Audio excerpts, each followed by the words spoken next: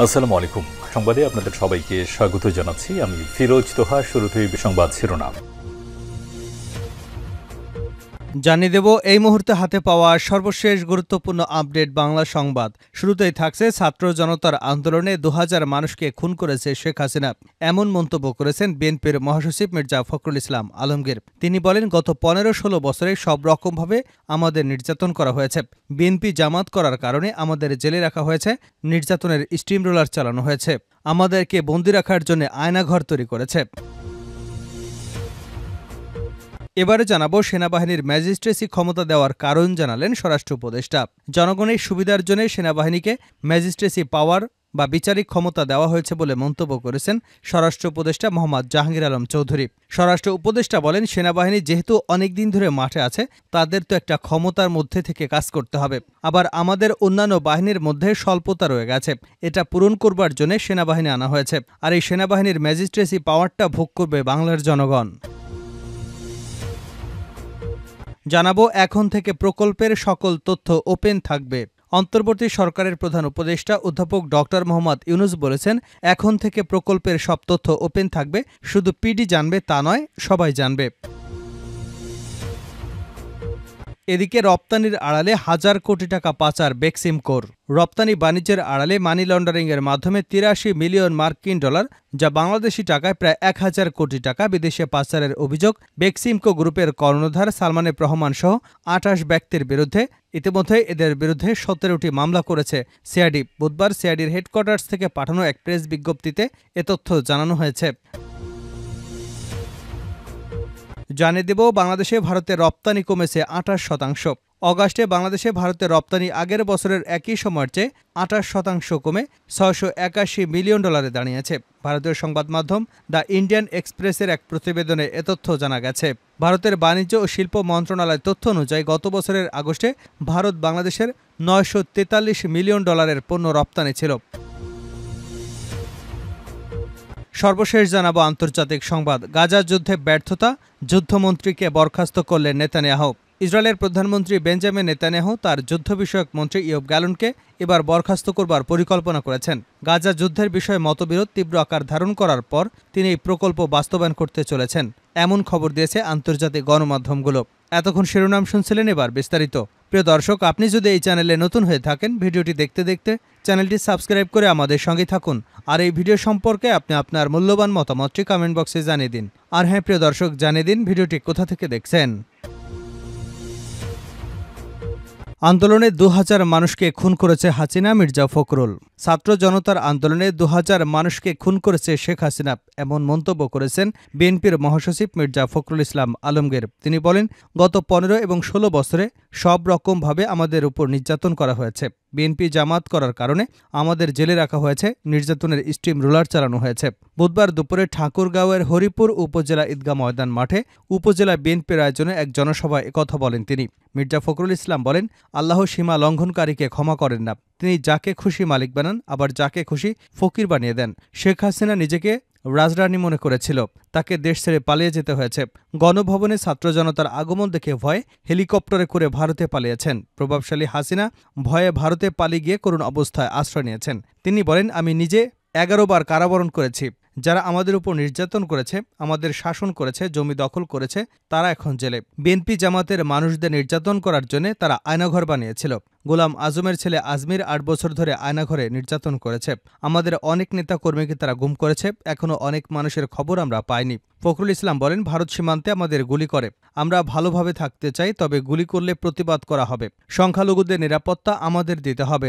আমাদের সবার কাছে প্রিয় হতে হবে। আওয়ামী লীগের মতো আচরণ করলে তাদের মতোই আমাদেরও পরিণতি হবে। ওবায়দুল কাদেরকে নিয়ে তিনি বলেন, উনি বলতেন পালাবেন না, পালালে দেশের বাইরে যাবে না, আমার বাসায় আসবেন। এখন তিনি কোথায় চলে গেছেন তা দেশবাসী জানে না। এদেশের মানুষের বিরুদ্ধে ছিলেন বলেই আজ পালিয়ে যেতে হয়েছে। সেনাবাহিনীকে ম্যাজিস্ট্রেসি ক্ষমতা দেওয়ার কারণ জানালেন স্বরাষ্ট্র উপদেষ্টা। জনগণের সুবিধার জন্য সেনাবাহিনীকে ম্যাজিস্ট্রেসি পাওয়ার দেওয়া হয়েছে বলে মন্তব্য করেছেন স্বরাষ্ট্র উপদেষ্টা মোহাম্মদ জাহাঙ্গীর আলম চৌধুরী। বুধবার গাজীপুরের শফিপুরে বাংলাদেশ আনসার ও ভিডিপি একাডেমিতে বাংলাদেশ আনসার ও গ্রাম প্রতিরক্ষা বাহিনীর ৪০তম বিসিএস ক্যাডার কর্মকর্তা এবং 25তম ব্যাচ রিক্রুট সিপাহী মৌলিক প্রশিক্ষণের সমাপনী কুচকাওয়াজ অনুষ্ঠান শেষে উপস্থিত সাংবাদিকদের প্রশ্নের জবাবে এ মন্তব্য করেন তিনি। স্বরাষ্ট্র উপদেষ্টা বলেন, সেনাবাহিনী যেহেতু অনেকদিন ধরে মাঠে আছে, তাদের তো একটা ক্ষমতার মধ্য থেকে কাজ করতে হবে। আবার আমাদের অন্যান্য বাহিনীর মধ্যে স্বল্পতা রয়ে গেছে, এটা পূরণ করার জন্য সেনাবাহিনী আনা হয়েছে।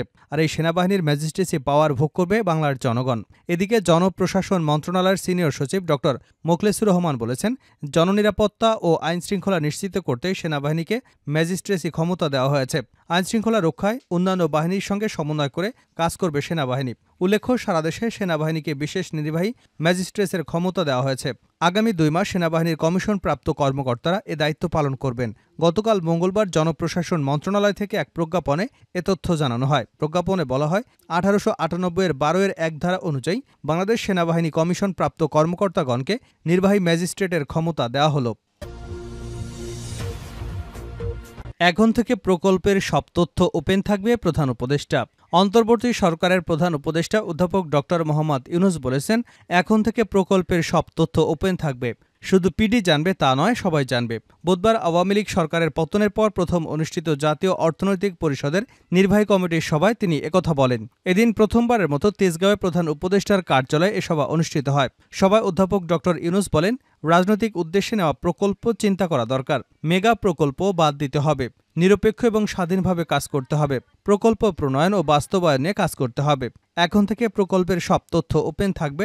শুধু পিডি জানবে তা নয়, এখন থেকে সবাই জানবে। তিনি বলেন, সামনে বড় প্রকল্প নয়, গুরুত্বপূর্ণ ছোট প্রকল্প নেওয়া হবে।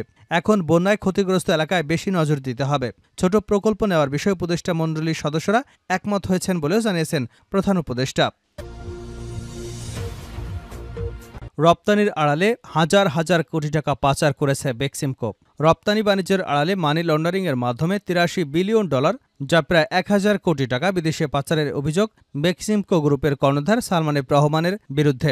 আজ বুধবার সিআইডির হেডকোয়ার্টার্স থেকে পাঠানো এক প্রেস বিজ্ঞপ্তিতে এ তথ্য জানানো হয়। বিজ্ঞপ্তিতে বলা হয়, মানি লন্ডারিং প্রতিরোধ আইন ও বিধি মোতাবেক পরিচালিত সিআইডির অনুসন্ধানে সালমান এফ রহমান এবং তার ভাই এএসএফ রহমান স্বার্থ সংশ্লিষ্ট বেক্সিমকো গ্রুপের মালিকানাধীন 17টি প্রতিষ্ঠান 2001 থেকে 2024 সাল পর্যন্ত বিভিন্ন সময় দিলকুশার জনতা ব্যাংকের লোকাল অফিস শাখা থেকে 93টি এলসি সেলস কন্ট্রাক্ট বিক্রয় চুক্তি গ্রহণপূর্বক এর বিপরীতে পণ্য রপ্তানি করে নির্ধারিত সময় অতিবাহিত হওয়ার পরও রপ্তানি মূল্য প্রায় $83 বিলিয়ন, বাংলাদেশি মুদ্রায় প্রায় যা 1000 কোটি টাকা বাংলাদেশে আনয়ন না করে বিদেশে পাচারের প্রাথমিক সত্যতা পাওয়া গেছে।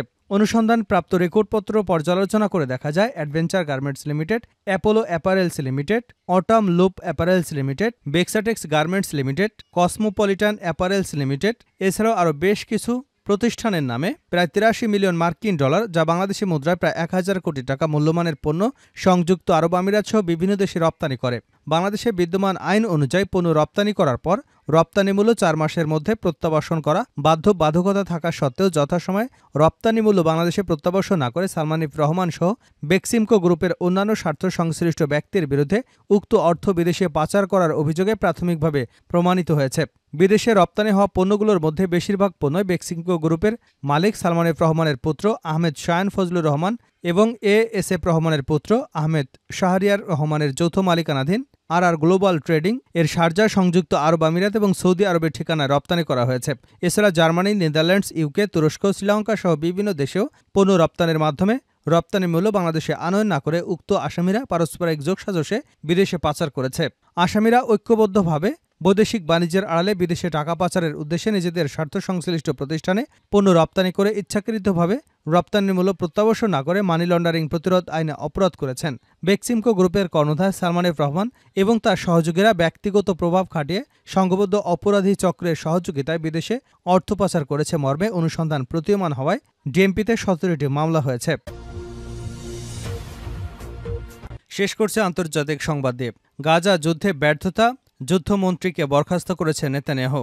ইসরায়েলের প্রধানমন্ত্রী বেঞ্জামিন নেতানিয়াহু তার যুদ্ধ বিষয়ক মন্ত্রী ইয়োভ গ্যালনকে এবার বরখাস্ত করার পরিকল্পনা করেছে। গাজা যুদ্ধের বিষয়ে মতবিরোধ তীব্র আকার ধারণ করার পর তিনি এই পরিকল্পনা বাস্তবায়ন করতে চলেছেন বলে খবর দিয়েছে আন্তর্জাতিক গণমাধ্যমগুলো। তুরস্কের রাষ্ট্রীয় বার্তা সংস্থা আনাদোলু জানিয়েছে, গাজা ও দক্ষিণ লেবাননে আরও বৃহৎ আকারের সামরিক অভিযান চালাতে চান বেঞ্জামিন নেতানিয়াহু, কিন্তু ইয়োভ গ্যালন তার বিরোধিতা করে আসছে। ইসরায়েলের সরকারি টেলিভিশন চ্যানেল KAN সোমবার ওয়াকিবহাল সূত্রের বরাত দিয়ে জানিয়েছে, নেতানিয়াহুর অফিস এবং ডানপন্থী নিউ হোপ পার্টির নেতা গিডিয়ন সারের মধ্যে গ্যালনকে সরিয়ে নেবার বিষয়ে আলোচনা চলছে। কেএএন জানিয়েছে, একটি ঘোষণা আসন্ন হতে পারে। এই প্রতিবেদনের পরে উগ্র ডানপন্থী মন্ত্রী ইতামার বেনগাভির সামাজিক যোগাযোগ মাধ্যম এক্সে লিখেছেন, তিনি কয়েক মাস ধরে গ্যালনটির ক্ষমতাচ্যুতির দাবি জানিয়ে আসছেন এবং দ্রুত এটি করার সময় এসেছে। তিনি আরও বলেছেন, আমাদের অবশ্যই উত্তরাঞ্চলের পরিস্থিতি ঠিক করতে হবে এবং গ্যালন্ট এই অভিযানে নেতৃত্ব দেওয়ার জন্য সঠিক ব্যক্তি নন।